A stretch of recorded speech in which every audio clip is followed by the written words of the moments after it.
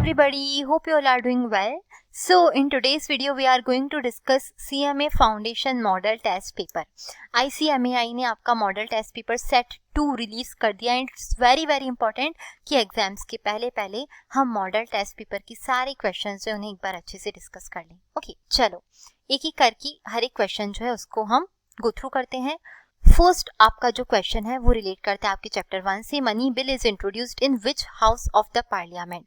Money bill कौन से house में इंट्रोड्यूस किया जाता है? As we know money bill को इंट्रोड्यूस किया जाता है आपके लोअर हाउस में, दैट इज लोकसभा. कभी भी मनी बिल को राज्यसभा में इंट्रोड्यूस नहीं किया जाता है. Always it will be released in introduced in Lok Sabha. Okay, second question, when was the constitution of India passed by constituent assembly.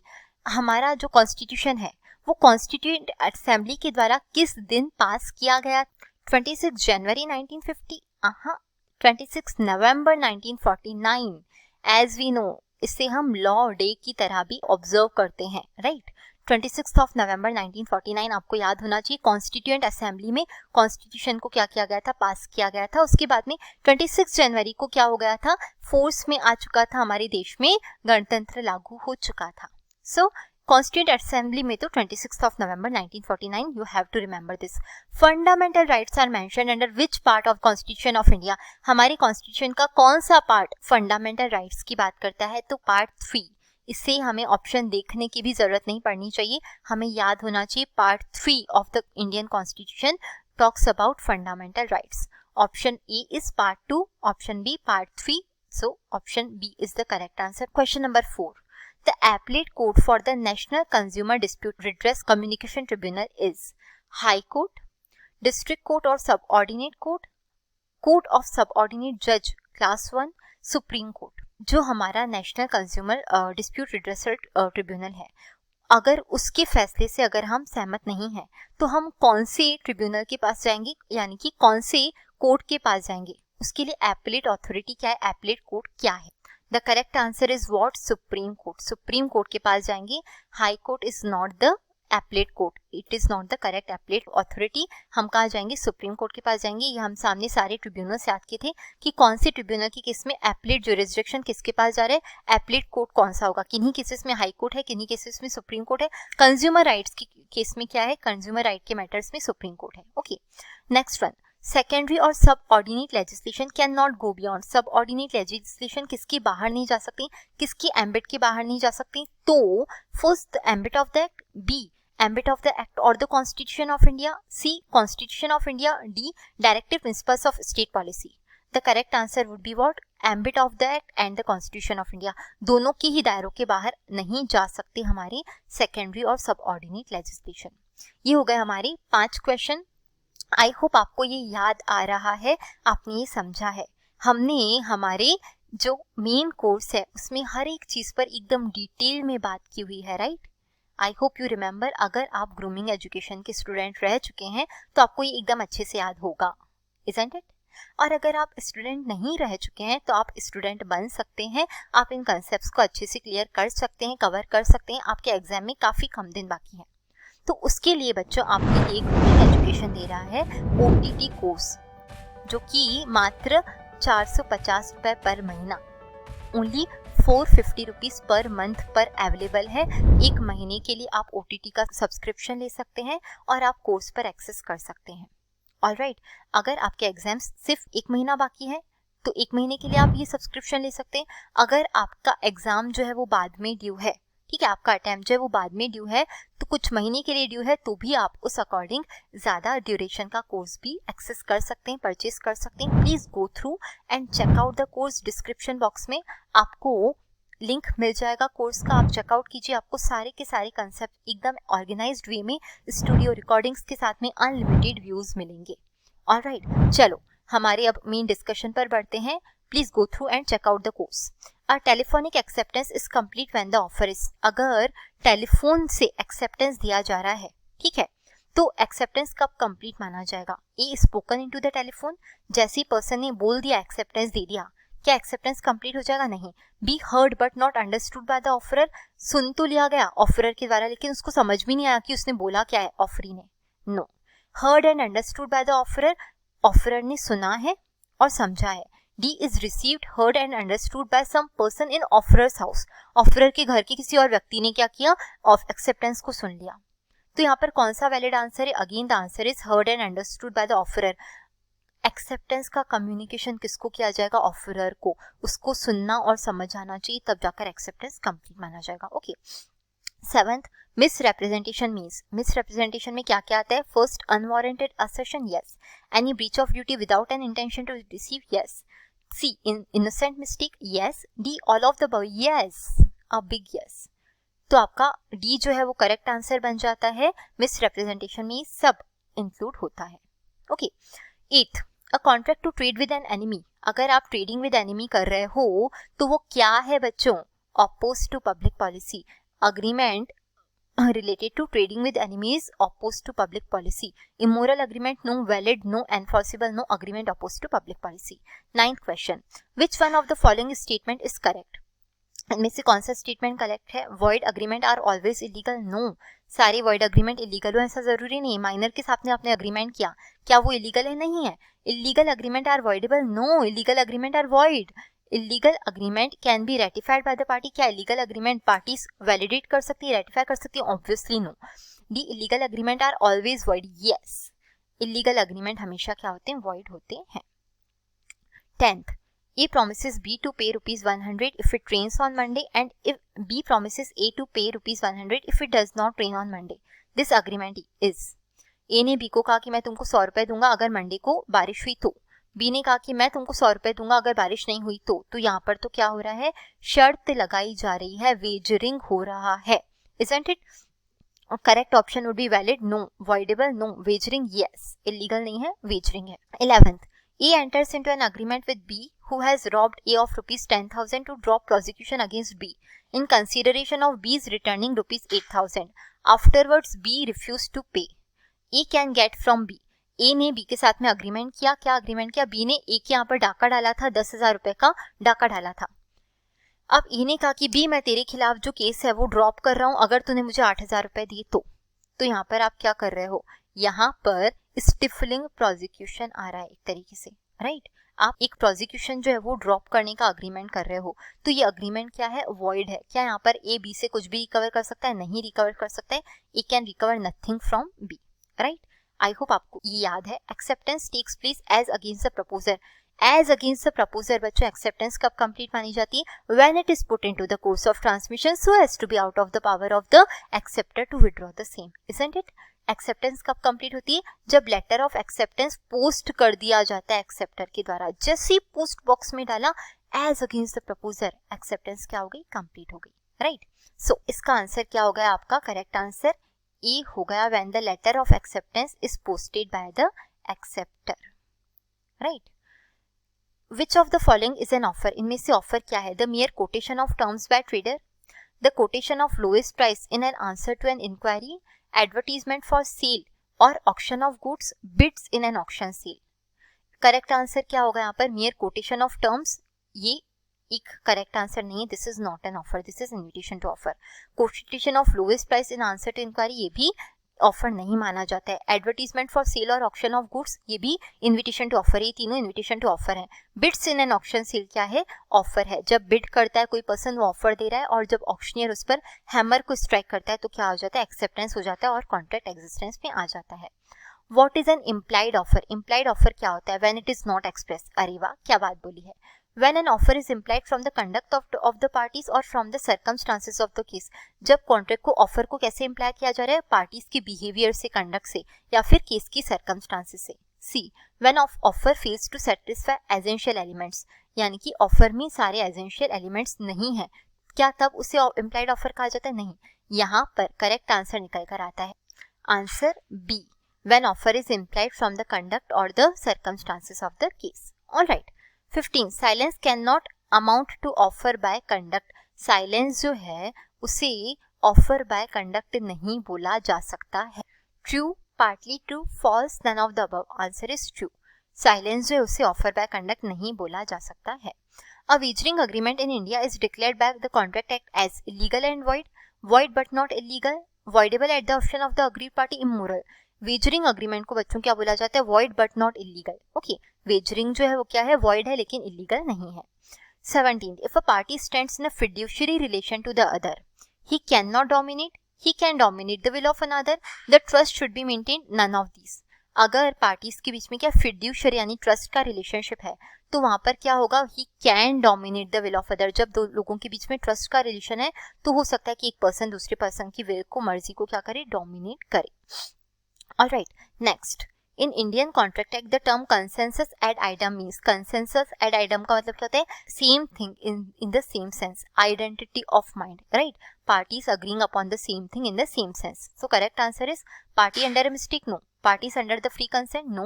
Parties agreeing upon the same thing in the same sense. Consensus ad idem means same thing in the same sense. Hope this is very very clear. Threat to commit suicide amounts to, threat to commit suicide किस में आता है, coercion में आता है, right? Because committing suicide is also an act forbidden under Indian Penal Code. तो threat to commit suicide amounts to under influence, no. Coercion yes, fraud no, misrepresentation no. Drawing cash from ATM, sale by fall of hammer at an auction sale, etc. are examples of express contract, illegal contract, tacit contract और unlawful contract. Tacit contract बच्चों, ATM से cash withdraw कर रहे हैं, fall of hammer हो रहा है, cell हो रहा है, ये सब क्या है, tacit contract है. A share certificate is, share certificate क्या होता है, डॉक्यूमेंट ऑफ टाइटल होता है, डॉक्यूमेंट शोइंग टाइटल होता है.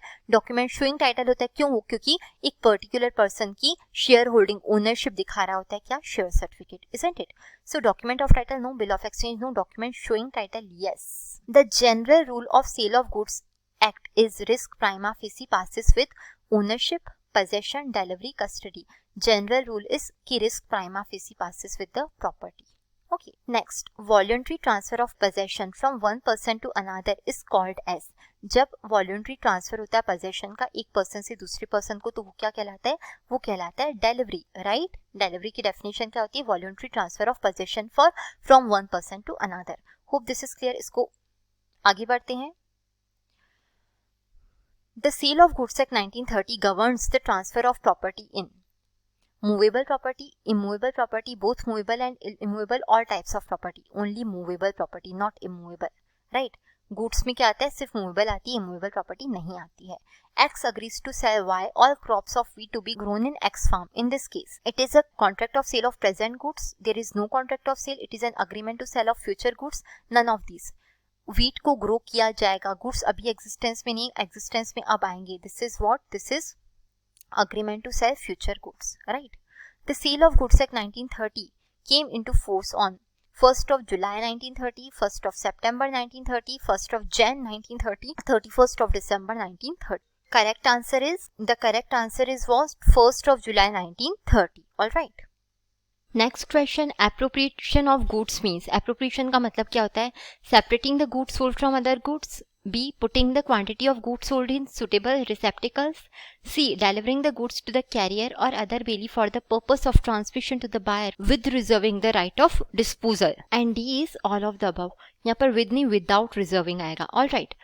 सो एप्रोप्रिएशन ऑफ गुड्स का मतलब क्या होता है, उसमें सब आ जाता है, जब अदर गुड्स से, ठीक है, बाकी एक होल लॉट में से जब गुड्स को सेपरेट किया जाता है, ठीक है, क्वांटिटी ऑफ गुड्स सोल्ड जो उन्हें सुटेबल रिसेप्टिकल्स में रखा जाता है और गुड्स जो है उनको डिलीवर किया जाता है या तो कैरियर को या फिर किसी और बेली को for the purpose of transmission to the buyer without reserving the right of disposal, तो वो एप्रोप्रिएशन कहलाता है. Okay. 28, a bill of lading is, bill of lading क्या है, बिल ऑफ एक्सचेंज है, प्रॉमिसरी नोट है, चेक है, डॉक्यूमेंट ऑफ टाइटल है. ओ कितना इजी क्वेश्चन है. Document of title to goods, right. In a sale if the goods are destroyed the loss falls on, अगर सेल में गुड्स डिस्ट्रॉय हो गए हैं तो लॉस किसके ऊपर आएगा, सेल में प्रॉपर्टी ट्रांसफर हो चुकी है, किसको हो चुकी है, बायर को हो चुकी है, तो गुड्स का लॉस जो है वो भी किसके ऊपर आएगा, बायर के ऊपर आएगा. Okay. Buyer seller, partly on buyer and partly on seller, and D is what, seller if price has not been paid. Price से कोई फर्क नहीं पड़ता है, यहाँ पर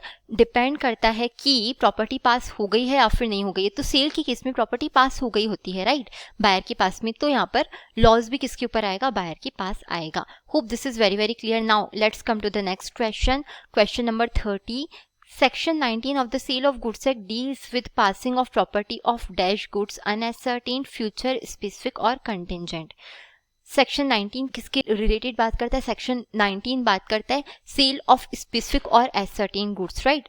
सेक्शन 19 फिर 20, 21, 22 जो है वो बात करते हैं specific goods in a deliverable state to be put into a deliverable state and in a deliverable state where seller is suppose to do something on the goods, right. For example weighing और measuring. तो वो section 20, 21, 22 and then 23 बात करता है किसकी? Unascertained goods की, isn't it. तो section 19 जो है वो बात करता है किसकी? Passing of property related to specific और एसर्टेन गुड्स से रिलेटेड, ठीक है। Next one, in a promissory note the amount of money payable must be certain, may be certain और uncertain, is usually uncertain, none of the above. Obviously promissory note हो, bill of exchange हो, cheque हो, कुछ भी हो, वहां पर amount of money तो जो है वो क्या होगा? सर्टेन होगा, निश्चित होगा, right. Question number 32, how many parties are involve in a bill of exchange? एक बिल ऑफ एक्सचेंज में कितनी पार्टीज इन्वॉल्व होती हैं? So there are 3 parties, drawer, drawee and payee, right? When an instrument is drawn conditionally or for a special purpose as a collateral security and not for the purpose of transferring property therein, it is called an escrow instrument, inchoate instrument, ambiguous instrument, none of the above. जब instrument conditionally draw हुआ है special purpose के लिए as a collateral security लेकिन property transfer नहीं की जानी है तो उस इंस्ट्रूमेंट को क्या कहा जाता है? Escrow, inchoate, ambiguous, escrow instrument, right. ये ऑप्शन आपका करेक्ट ऑप्शन हुआ। 34th, a negotiable instrument drawn in favour of a minor is void because of being opposed to public policy, voidable, valid or invalid. Now this one is an ambiguous question. Why? Because देखो a negotiable instrument drawn लिखा गया, अगर यहाँ पर लिखा होता a bill drawn, ठीक है, on minor, तो वो void होता, ओके या फिर इनवैलिड होता। अगर एक माइनर के ऊपर बिल ड्रॉ कर दिया गया तो वो वॉइड होगा। वाई? बिकॉज माइनर जो है वो लायबल होगा ही नहीं, तो वो इनवैलिड नेगोशिएबल इंस्ट्रूमेंट होगा, इनवैलिड बिल होगा। प्रॉमिसरी नोट अगर माइनर के फेवर में, ठीक है, माइनर के फेवर में अगर प्रॉमिसरी नोट ड्रॉ कर दिया गया है तो फिर तो वो वैलिड होगा बिकॉज माइनर जो उसको एनफोर्स कर सकता है, राइट। लेकिन आपको इंस्टीट्यूट ने यहाँ पर आंसर दिया हुआ है क्या? Invalid, okay.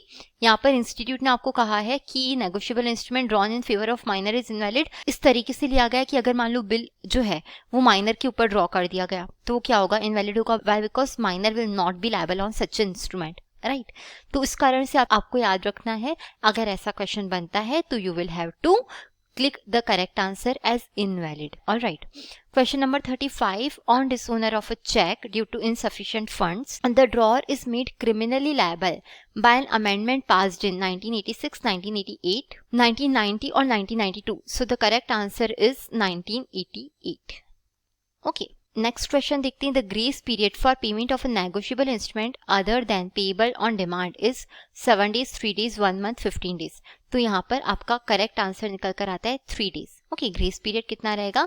3 days in case of a negotiable instrument payable on demand other than payable on demand. Okay, a corporation can be party to a negotiable instrument if authorised by its article of association, if special resolution of BOD board of directors taken, if special resolution by share holders is passed, absolutely without any restrictions. So the correct answer is authorized by AOA. अगर article of association authorise करते हैं तो फिर उस case में negotiable instrument जो है corporation draw कर सकती है या फिर corporation can be a party to a negotiable instrument. Okay, next one, the term a cheque in the electronic form is defined in the negotiable instrument act 1881 under section 6 clause A, section 6 subsection 1 clause A, explanation 1A of section 6. तो ये correct answer है आपका. Check in electronic form को कहाँ पर define किया गया है, कहाँ पर एक्सप्लेन किया गया? एक्सप्लेनेशन 1A में चेक इन इलेक्ट्रॉनिक फॉर्म जो है उसके बारे में बताया गया है. Okay, an instrument incomplete in one way और other is called. Incomplete instrument क्या होता है बच्चों? इनक्वेट इंस्ट्रूमेंट होता है, राइट, जहां पर वन और more particulars are incomplete. Okay, next question, material alteration of negotiable instrument without the consent of the parties discharges the party who have become liable after such alteration, prior to such alteration, because of alteration or without such alteration. The correct answer would be prior to such alteration. Alteration के पहले, material alteration के पहले पहले जितनी भी parties थी वो क्या हो जाएंगी?